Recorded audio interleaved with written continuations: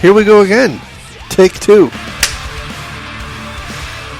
Today is March 24th, 2015, and this is episode 110 of the Defensive Security Podcast. My name is Jerry Bell, and joining me tonight, as always, is Mr. Andrew Callett.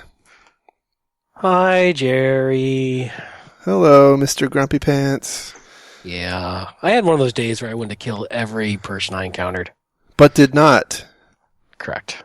The thoughts and opinions we express on this podcast are ours and do not represent those of our employer.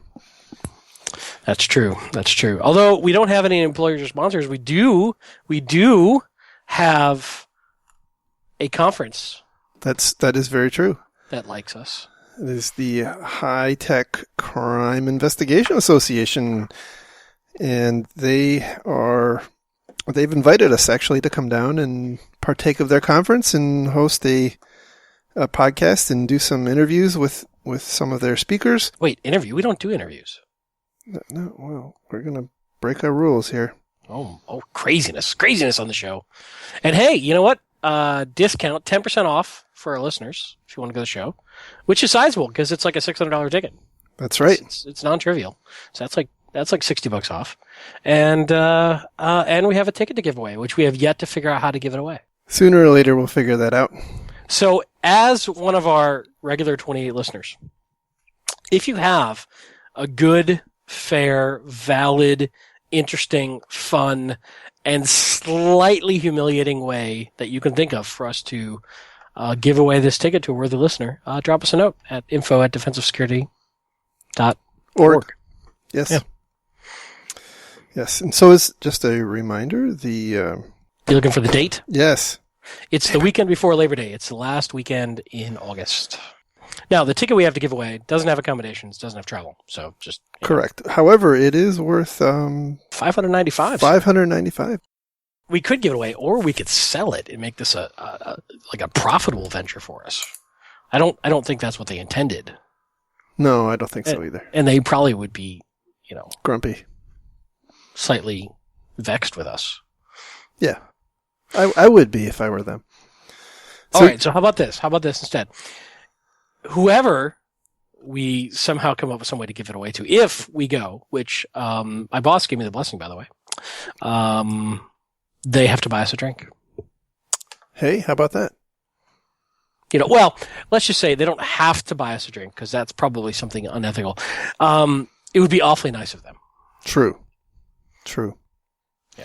Anyway, I'm done with that. So yes, visit the website for the conference. It's the High Tech Crime Investigation Association. It's htcia.org, and you can find the event registration page there. Again, it's August 30th through September 2nd of this year in Orlando, Florida.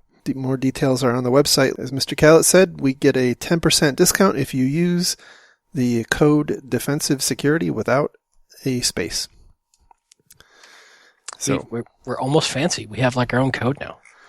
I know. How about that? So, anyhow, let's go ahead and get into our stories for the day.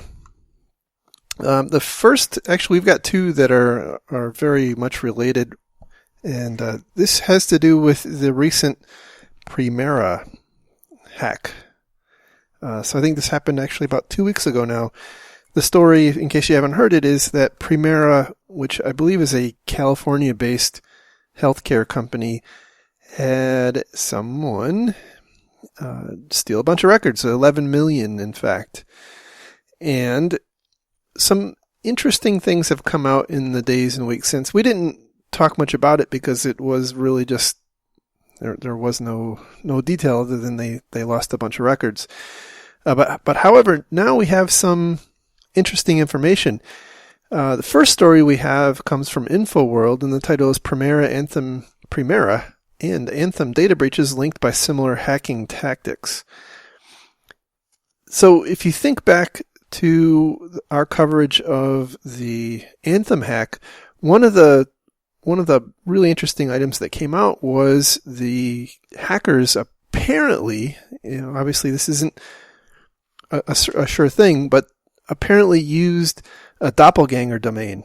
So at the time, Anthem was known as Wellpoint, and the hacking collective known as Deep Panda, which is widely believed to be behind this attack and Anthem, you registered a domain called we11point.com, and presumably the idea was that it was used in a phishing campaign. Well, a number of researchers have found that there was another domain associated in a number of different dimensions, based on IP address and some malware that was associated with the IP address and some digital certificates that were signed with the malware that was associated with that address, common between the Anthem attack and possibly this Primera attack and also some other prior attacks. But what they found was a domain named or called PRENNERA. And the idea there, I think, is that the two N's kind of make it look like a single M, and again, useful in a phishing attack. So there's really been very little detail about actually how, at least that I've been able to find, about how the Primera attack went down. But it seems kind of logical. This is a pretty well-worn path for attacking organizations. So the other story we have is, go ahead. So here's the interesting thing, right? They're trying to say they're linked because they're using similar tactics, but again, this comes back to the difficult challenge with attribution. Yeah, well, I think there were a couple of other factors too. There was a common IP address linked, and also some malware that was signed by the. Again, this is a little less tight, but there was a certificate from the company DTOP Tools, which is apparently a Korean company who seems like they must have had their certificate stolen. So, in related but unrelated news, Google came out to say that they had some pretty nasty certificate issues they found. Yes. So clearly, certs are a challenge, is what we're finding. We were talking about burning things down to the ground. I think the whole certificate authority infrastructure is really something that needs to go. Yeah, it works fine if you can protect it. Clearly, we can't. Yeah, I mean it's kind of like herding cats, right? So it's true. So, very well could be the same gang, could be the same group, could be, if they're successful one place, they're certainly not going to just stop. And if they've got successful tactics, might as well use them again. But the only thing I want to point out about that is it's also very possible for multiple groups to be using the same tactics. They could be trading notes, they could be trading code, they could be buying the same toolkits. There doesn't need to be unique fingerprints for every group out there. And this goes back to, once again, the problem with attribution. Oh, absolutely. So anyway, moving on. The next related story comes from the Register, and the title is Primera Healthcare U.S. Government Security Audit Gave Hacked Biz a Thumbs Up. Shocking. What's really interesting about this particular story is that there are two different kinds of stories running around with about the same government report.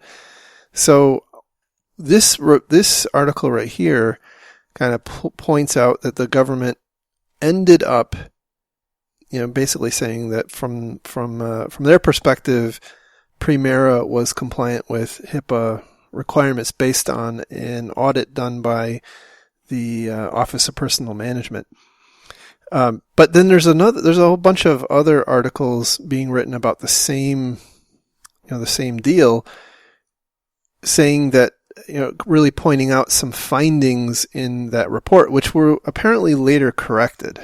And so there were in this Office of Personnel Management audit, they found that Premera had a patch management process and policies, and I think they, in fact, said it was pretty good. But when they actually looked at the systems, they weren't really patched. So they had a great policy or great process, but apparently not very good execution. And that is very unclear whether that had any bearing on the attack. Right. If this was in fact a phishing attack, it's conceivable that didn't play any material part. But what's really interesting, and the point of the story is that, their conclusion is that, either A, the things that were found in this report, which kind of coincided, that the actual audit happened just before the initial breach actually happened back in May of 2014. So either the breach resulted or some of these findings played a part in the breach, or they didn't. And if they didn't, then that kind of means that HIPAA is really not that effective. Well, I think this also goes to something we saw in one of the reports recently, which is, I think it was Verizon's PCI report, that companies have a problem with continuous compliance. They're very good at hitting compliance for the sample and for the audits, and then as soon as those audits are done, they start to slip away. So it's very possible that Premera could have been in decent shape when the audit was going on, or at least for the sample that was presented to the auditor, and then quickly got themselves back to a uncompliant or poor state once that compliance audit was complete. Yeah. My experience has been it's really difficult for an auditor to really test everything in such a way to be able to assert that things are consistently the way they should be across the entire estate. And whether that's PCI or HIPAA, you really can't do it in any organization of any significant size. So, whether it's sliding after the audit completes or just they didn't happen to stick their thermometer in the right place. You don't I think really that's know. fair. And as we've said over and over again, just because you're compliant does not mean that you have assured yourself of breach-free living. Right. But it's interesting that the management of Premera seems to be running around in the media saying, but the OPM declared us compliant with HIPAA. And, I think they're really hoping, as far as I can tell, to get some mileage out of that and maybe avoid a fine or something. Well, this goes back to, Sony Pictures with Mandiant saying, hey, there's no way anyone could have defended against this. Right. It's PR and perhaps fine air cover. I would imagine so. So yeah. Absolutely. So, I guess unfortunately, we don't really know how this was perpetrated, but, the indications are that it probably originated with a phishing attack. And so, I think we've beat the drum into the ground about the things you can do to mitigate those kinds of risks. But, again, I think this kind of points out another systemic problem that we have, which is we can't tell when people are in, and we can't tell when they're pulling the data out. And, I don't think, unfortunately, none of these regulatory regimes, HIPAA, PCI, they all have requirements for encryption, and all of them have weasel words on when it does and doesn't apply. And inevitably, people like this seem to find opportunities to apparently not encrypt the data, or it's in such a manner that the attack plays out in such a manner that the encryption ultimately was rendered useless, and because they didn't, when the control set was defined, they didn't really consider the attack vector that ultimately was thrust on them.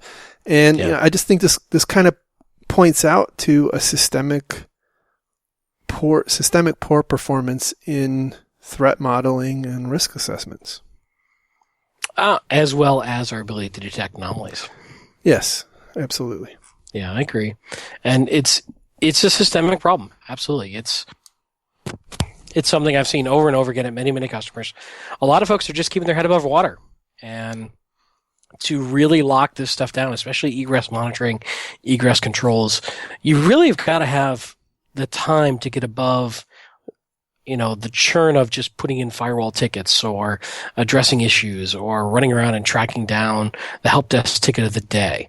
And that's a challenge for a lot of organizations. But I think we've got to really do that.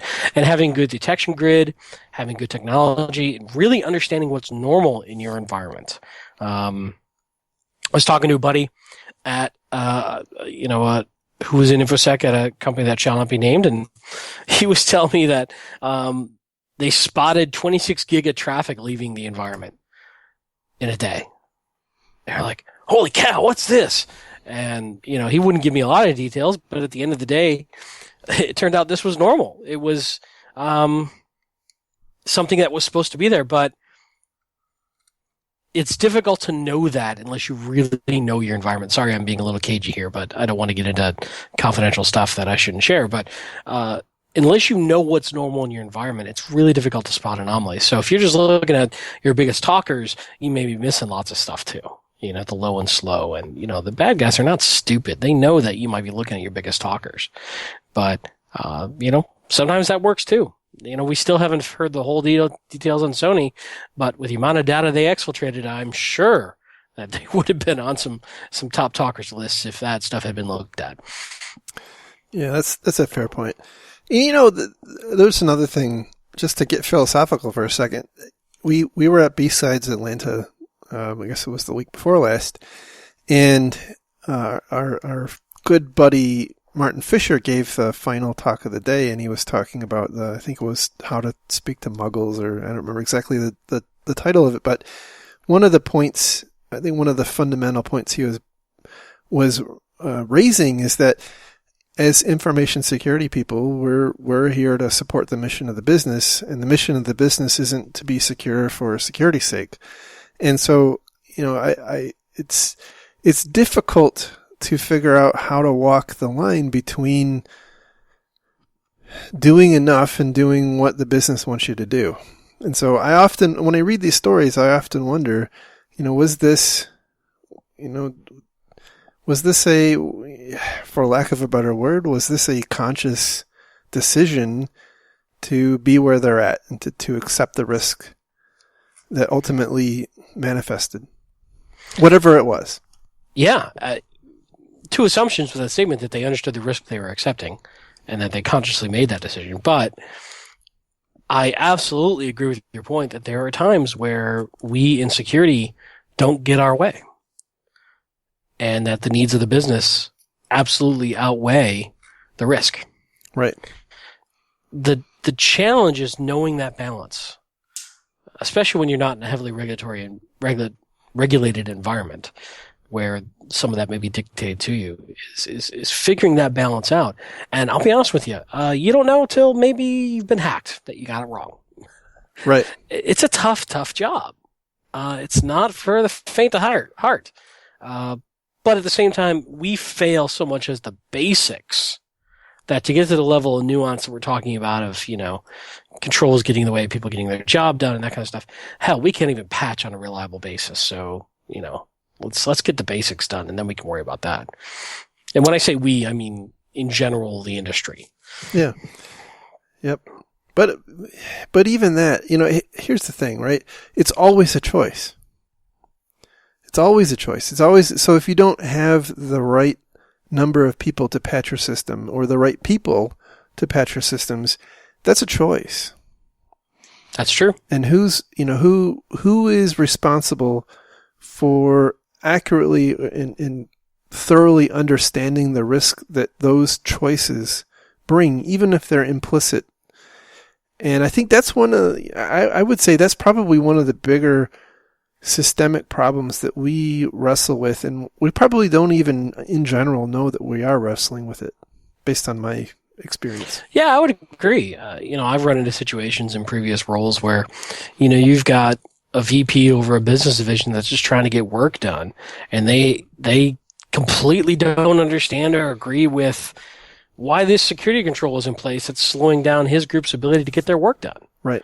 And at the end of the day, they're judged on getting their work done. Correct. So that's what they're fighting to do. And, when you're saying, well, that's great, but, I can't allow you to email home a copy of our contact database so you can work on it at home.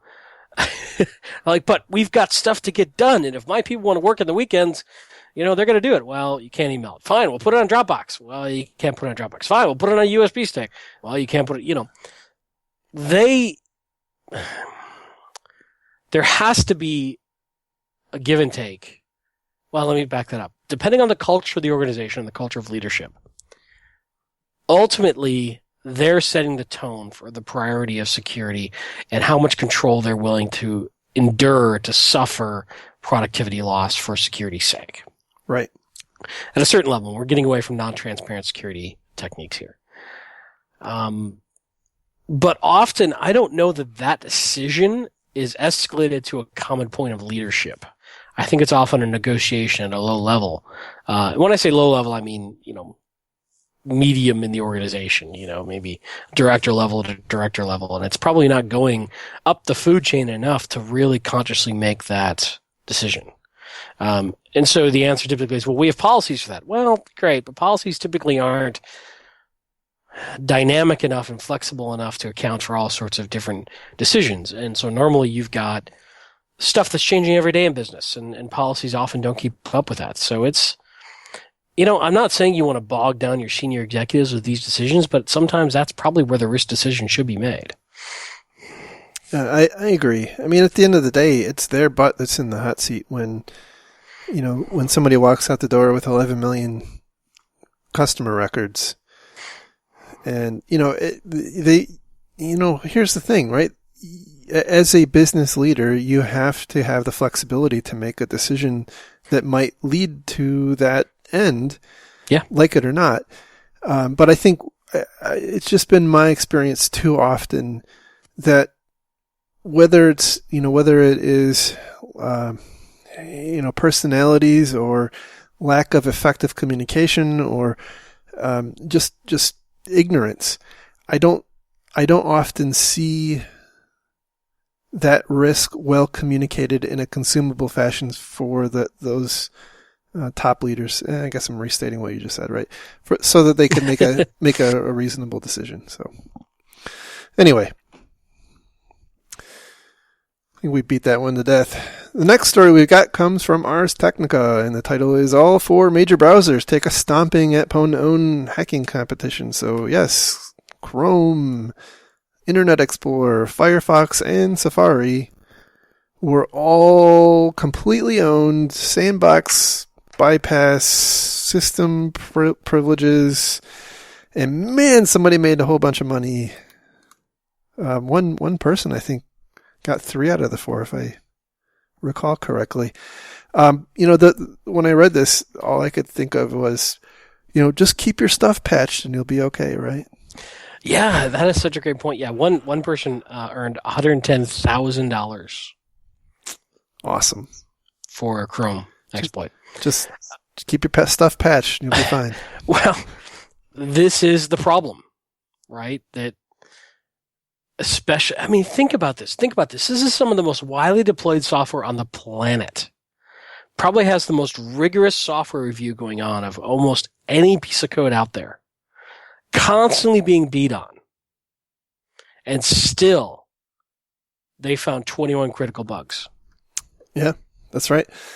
And, think about this in the context, the bigger context, just thinking about Internet Explorer, picking on them for a second, but the same is true for Firefox and Chrome and Safari. Every month, we get a flurry of critical Internet Explorer vulnerabilities. And this has been going on for a decade. there's no end in sight. So we just have to be cognizant that patching isn't the answer, right? It's not the answer. Well, it's not the whole answer. It's not the whole, I mean, let me restate that. Patching isn't going to keep you safe, right? That is not, and unfortunately, I think and it is the best advice most often that can be given. But what's the mantra that's always given? Keep your system keep your software patched, and keep your antivirus up to date. Neither of which really do much against a lot of the contemporary threats, and this is just another example of that. I agree with you, but it's what's within the realm of the average user to do. Not doing it makes it even worse, right? We have to do these things. I mean, it's kind of like saying put your seatbelt on when you drive your car and you'll be fine. Well, yep. I mean, some people certainly will, it'll help some people. And yeah, it's a tough problem. But going back to the original point, obviously 0 days happen. So how do we deal with it? And what I would love to do is take these competitions, and I don't think this would happen most likely, but throw other defensive techniques at them. So all these vendors out there say they can save the world now by anticipating that breaches will always happen and stop them, right? So, the Bromiums of the world, the Inventias of the world, the Bit9s of the world, all these folks who take this approach of a breach is going to happen, we're just going to cope with it and stop it. I would love to see how they would do in this sort of challenge environment.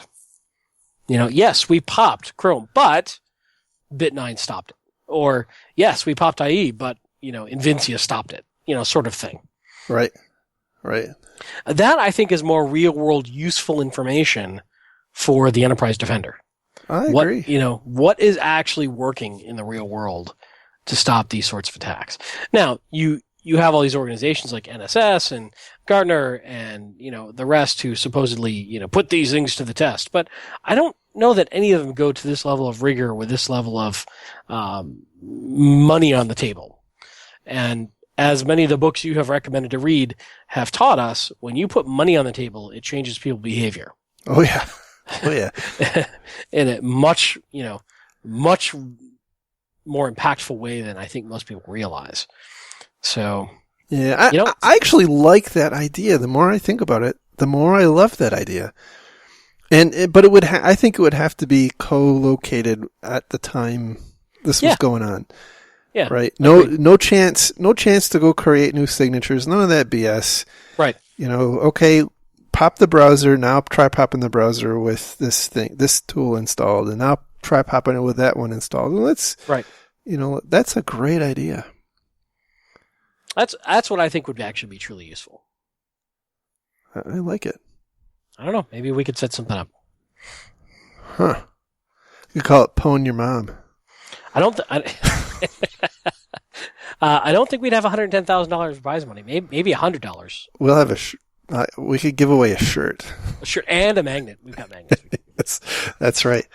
So, That's right. I mean, and the problem is without real prize money, people aren't going to burn the O days, right? So you need that prize money. Right. But, these hot to track companies could pony up. I agree. It's dangerous, man. It's dangerous living, but I think it'd be highly valuable.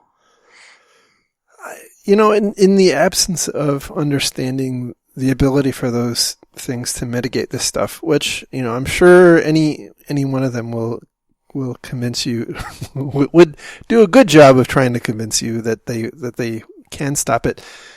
Mm-hmm. The thing that strikes me is, and I know I've talked about this a lot, this stuff is dangerous, and in what's dangerous when you say this stuff? What do you mean?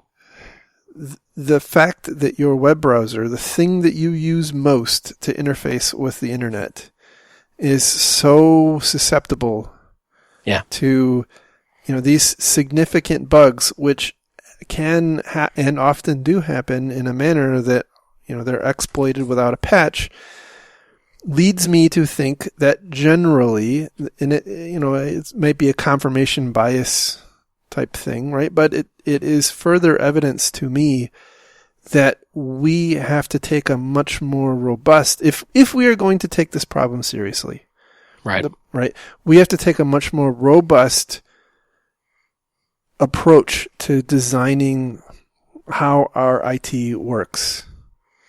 Well, this is the age-old debate, and people have said, "Hey, you could have a secure version of Windows that's going to take us 10 years to develop and cost $1 million a copy." I'm not saying that we should go off and develop our own new version of Windows, because I think we have to live with things as they are. Right. And I've worked on incidents where Linux was compromised. I've worked on incidents where Windows was compromised, and AIX and HPUX and every other goddamn operating system out there. I've seen them all compromised for some reason or other. That's not the point. I guess the point is that it's more around, engineering things around how they can fail. Right. And just more robust architectural designs when we implement this technology. I concur. 100% agree. So, anyway, but of course, it's always an arms race. Always. Absolutely. But I guess my point is, I think we should look for a way to get out of the arms race. Oh, I don't know if that's possible, man. I think in many respects it is. With the incentives involved for the bad guys, there's too much complexity, too much. That's a topic for another show. I agree. Well, that's a long-winded topic. That's a deep. I would like to explore it. It's a deep topic. I'm tired and cranky today, so I might have to wait for another show. All right, so let's move on to our next story, which comes from CSO, and the title is GoDaddy Accounts Vulnerable to Social Engineering and Photoshop. So Steve Regan, who is a reporter, apparently worked with a security researcher, Vinny Troia, I guess is how you say his name, from Nightline Security. They apparently conspired to trick GoDaddy into providing access to Steve Regan's account. So kind of like a red team type deal where this security company was trying to illicitly get this the Steve Regan's domain transferred to them, and was successful by using some photoshopped driver's licenses. So apparently, when you read the article, apparently most domain registrars actually allow you to reclaim your domain using a government ID. Well, this goes to something that I touched on in my talk that I did at B-Sides. At the end of the day, this is a customer service problem. These guys have to be customer friendly, or if they're too difficult to do business with, these people will go someplace else. So it is at odds with security. They've got to be customer friendly. So they have to do something to ultimately trust the customer. I agree. And I'm not, we can pick on GoDaddy for this, but I think this applies across the board with most organizations in this position. And I think that this is a common problem when you're dealing with customer service. And I'm not willing to throw GoDaddy under the bus on this one. No, it is unfortunate that they did seem to pick on GoDaddy. And I know there was some Twitter drama at the time because GoDaddy was apparently not... Wait, did somebody try to hug them? Oh, geez. We're going to have to come back to that, aren't we? No, you're right. I think they actually point out that there was only one registrar they found that didn't accept a photo ID. So... but I guess the reason I brought it up was not to pick on GoDaddy, because you're right. This is a customer service business, absolutely. But as a company, or as an organization, we have to be cognizant that this is a common attack tactic. hijacking domains is becoming en vogue. And, this is especially now that there's an article out there, right? I wonder if there's going to be, a renewed vigor in this kind of attack. I don't know, right? So GoDaddy will offer some extra layer of authentication that less than 1% of their users will actually use. Yeah, well, that's a good point. But I guess the point is, if you have extra layers of security available to you through your registrar, you should probably use them, but also be aware that your registrar may ultimately fail you. And again, we've talked about this before. Your domain, your registrar is critical to so many things. So you may want to keep an eye on that, and there's plenty of services out there you can look at to make sure your DNS is not being mucked with. Absolutely. All right, so moving on to our next story, which is absolutely mind-blowing in its complexity. Someone has invented the slowest way conceivable to transmit data between computers. Which I was just thinking the other day, I need a slower way to transmit data. Yeah, I mean, it's obviously pretty clever, but it is, without a doubt, I think the slowest way I've ever thought. I can't even think of a slower way to transmit data. So the story here comes from the Norse blog, Norse Securities blog. Title is Which, for the record, by the way, good blog. Yes. Lots of good stuff out there. Absolutely. Just props out to those guys. If you're looking for another blog to pick up, check out Norse's blog. It's not self-serving marketing. It's actually lots of good stuff. Agreed. Sorry, carry on. Sure. Title is BitWhisper, breaching air gap systems via thermal manipulation. I can't even say it without laughing. So this story gets me all hot and bothered. Oh, jeez. So effectively, what the attack here is, consider the situation where you have two systems, let's say two desktops or two laptops sitting very close to each other. And one of them is air-gapped from the other, or one of them is air-gapped from the internet on an isolated network. And the researchers here are proposing that that's probably a relatively common use case, because if you're someone who has to interact with an air-gapped computer, the contemporary thinking would be that, you could just have them both underneath your desk and, all is good in the world.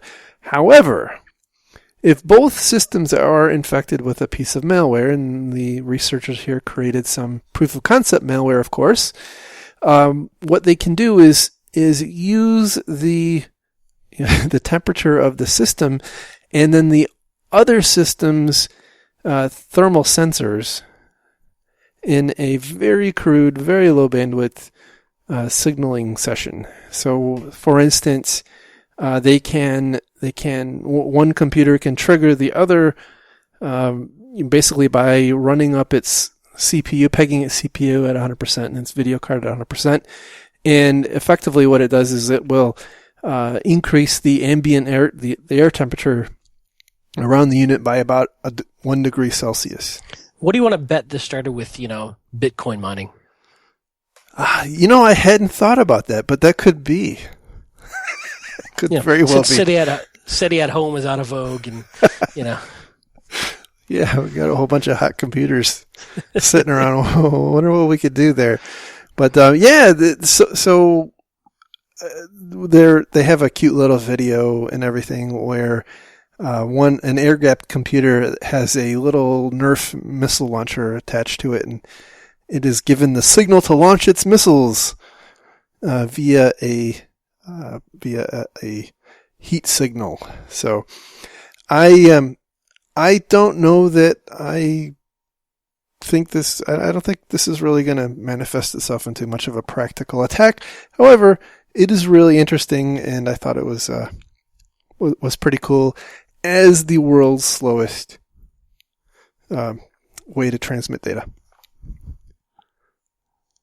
So, our last story for this evening comes from Russia Today, or otherwise known as RT.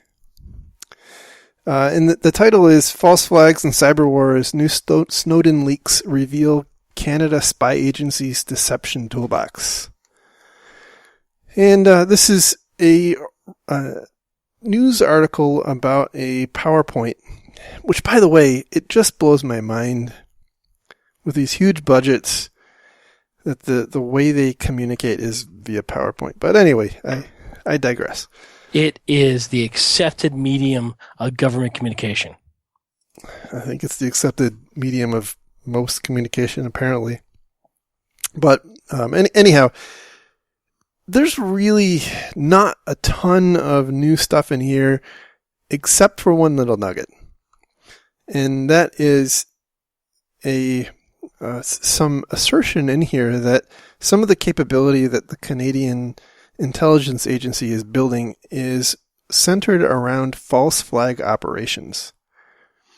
And, the idea here is to be able to create or cause damage on some third party or adversaries' systems and leave a trail that points to some other country. And, when thinking back to the Sony debacle and others and our discussion about the difficulty of attribution, I think this kind of squarely points at why this is a real concern, right? Because we have government agencies who are deliberately intending to do this. And so why would we not think that, effectively everybody that's playing the game, potentially even, private sector, in quotes, players could be doing this? You completely stole my thunder on this one. I agree with you. I call attribution a waste of time, and here's one more reason why. Yeah, absolutely. Now, there is one other thing I want to point out. It's not in the actual article. Actually, I think it is. It's kind of pointed out, but in a bad way. There's a slide that it's titled, Why is Cyber Critical? And, oh my goodness. So they just to paint the visual for you, it's a couple of concentric ovals overlaid on top of a really bad representation of a world map, and they have they've got a small circle over North Korea, and that represents the range of their short-range ballistic missile, North Korea's short-range ballistic missile, and then they have a little bit bigger purple circle, and that represents their medium-range missile, and then they have this giant red blob that covers the entire planet, and it maps back to a desktop PC that costs $500, and its attack payload is a DDoS. And I find it maddening and infuriating that an intelligence agency of otherwise really damn smart people are equating a ballistic missile or a nuclear missile with a goddamn DDoS attack. You're saying they're not the same? I've seen TV shows, they look the same. Anyway. That movie came out with Thor trying to stop the bad guys, and they blew up a power plant. That seems like a DDoS. Oh, I gotta go take my medicine now. Well, I agree with you. And I'll go to my grave probably. Again, saying attribution is a waste of time. It's completely too easy to fabricate false data. It's digital data created. There's nothing unique. It's created digital data. Therefore, I can create any digital data I want. Well, and I think it's worse than that, right? Everybody has an incentive to do this. Everybody has an incentive, and it's very easy. It's very difficult to get caught.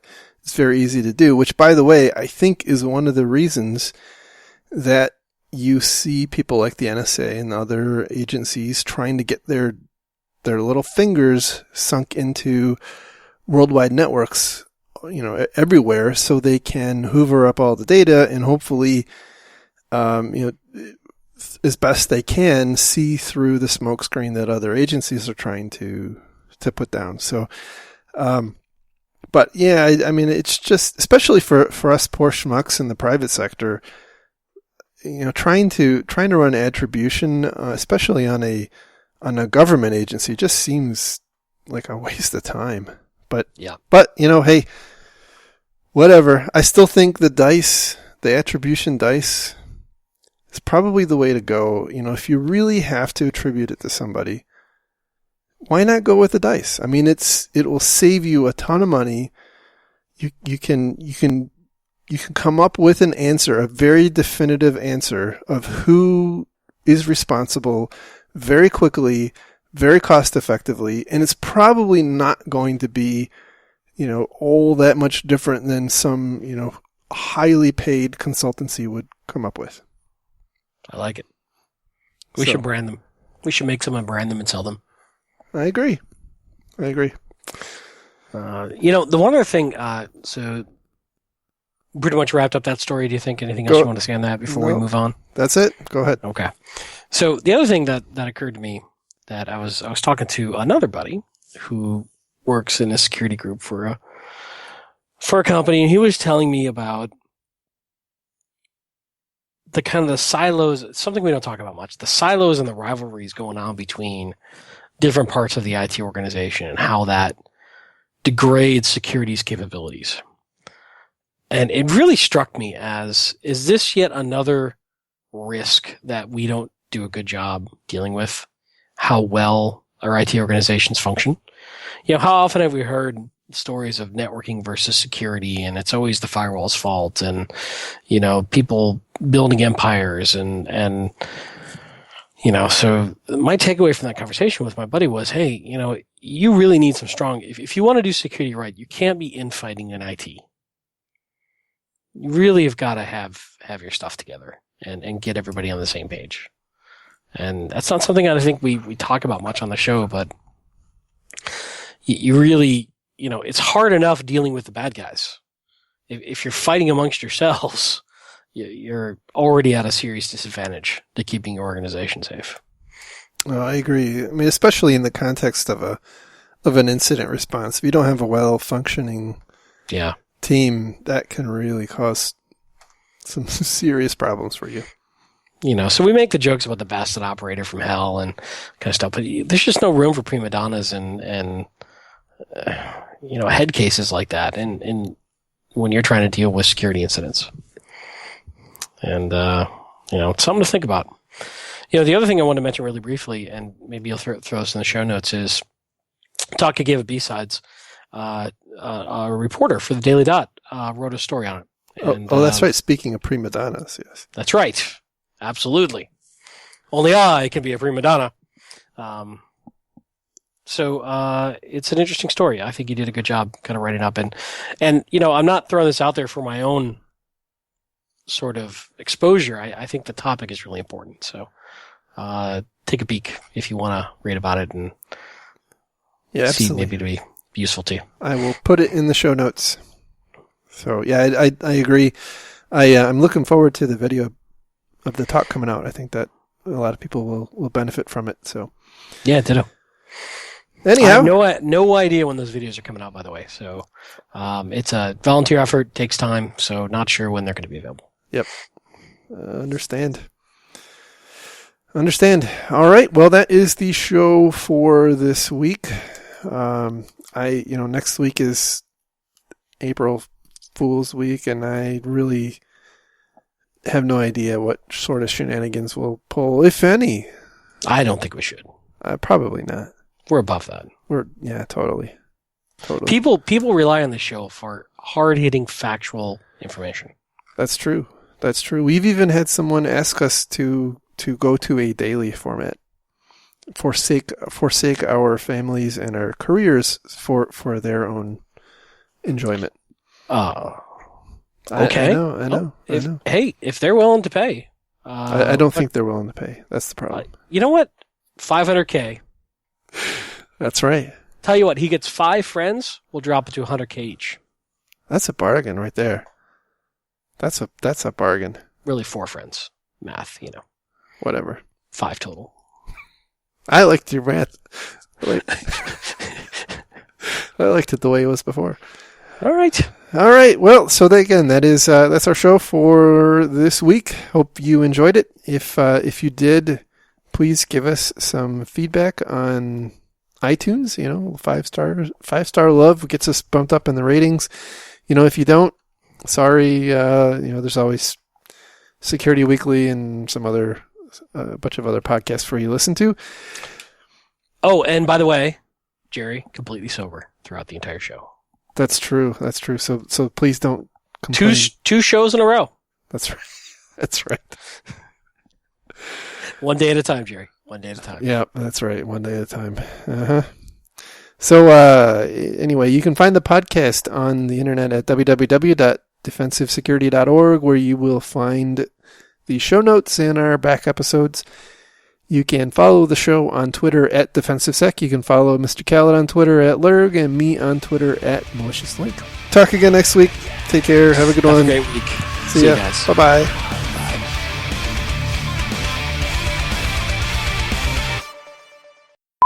I was literally managing Checkpoint firewalls when you were in diapers.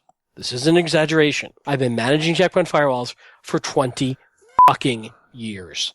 Shut the fuck up, give me my access, and get the fuck out of my way. All right, today is Tuesday, March 24th, 2014. Oh, God damn it. You're wrong. You're so wrong. Fail. You fail at life. Oh, man, see, it goes way better when I drink. I'm not even... It's amazing you can even get dressed in the morning. Totally. Stone sober, and I fuck it all up. It's a good thing you're bald, or you wouldn't even know how to do your hair. Damn. That hurt. I can put up with everything. But that one, but not that one. That just hurt. I take it back. I'm sorry. Bye-bye. Bye-bye now. Bye-bye. Bye-bye. Bye-bye. Bye-bye. Bye-bye. Bye-bye. Bye-bye. Bye-bye.